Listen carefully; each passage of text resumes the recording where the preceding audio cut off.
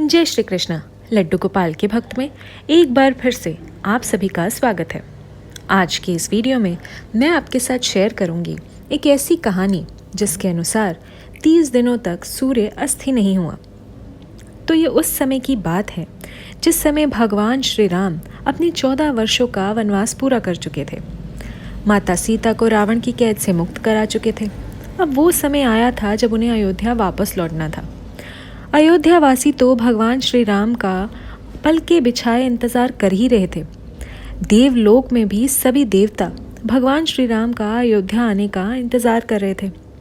ऐसे में सूर्य देव भी टकटकी लगाए भगवान श्री राम का इंतज़ार कर रहे थे। ऐसे में वो अस्त होना ही भूल गए और ये सोचने लगे यदि वे अस्त होने की प्रक्रिया में चले गए और प्रभु उस दौरान आ गए तो वे प्रभु के दर्शन नहीं कर पाएंगे। इसलिए सूर्यदेव एक ही जगह पर खड़े रहे। ऐसा इंतज़ार करते करते 30 दिन बीत गए। अयोध्यावासी भी हैरान थे कि सूर्य अस्त नहीं हो रहा। जैसे ही प्रभु श्री राम को इस बारे में पता चला तो उन्होंने अपनी माया से सब कुछ परिवर्तित कर दिया और किसी को भी याद नहीं रहा कि 30 दिनों तक सूर्य अस्त नहीं हुआ। और भगवान श्री राम ने सभी अयोध्यावासी देवताओं सभी को अपने दर्शन दिए। लेकिन इन सब में चंद्रमा भगवान श्री राम से नाराज़ हो गए। तब भगवान श्री राम ने चंद्रमा से उनके नाराज़ होने का कारण पूछा। तब चंद्रमा ने कहा, सूर्य आपके कुल देवता हैं, इसीलिए आपने उनका अपराध क्षमा कर दिया। लेकिन उनके अपराध के कारण मैं तो आपके दर्शन ही नहीं कर पाया, तो अब मैं क्या करूं? तब भगवान श्री राम ने कहा कि वे अगले जन्म में उनकी सभी शिकायतों को दूर कर देंगे। जब अगला जन्म का समय आया तो श्री हरि ने भगवान श्री कृष्ण के रूप में चंद्रवंश में ही जन्म लिया।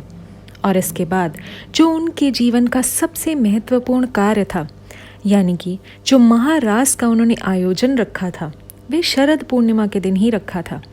और इसके बाद ये भी कहा जाता है कि देव उठनी एकादशी पर जब भगवान श्री हरि विष्णु जागते हैं तो उस दिन दीपावली नहीं मनाई जाती, क्योंकि चंद्रमा उस दिन अपनी पूर्ण अवस्था में नहीं होते। इसीलिए श्री हरि ने दीपावली मनाने के लिए भी कार्तिक पूर्णिमा का दिन ही चुना, ताकि चंद्रमा वहाँ उपस्थित रहें। तो देखा आपने, भगवान विष्णु किसी को भी निराश नहीं करते।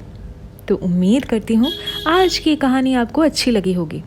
और अगर आप चैनल पर नए हैं तो इसे सब्सक्राइब कर बेल आइकन भी ज़रूर प्रेस कीजिएगा, ताकि मैं इसी तरह की वीडियोस आप तक लाती रहूं। जय माता दी। हरे कृष्णा।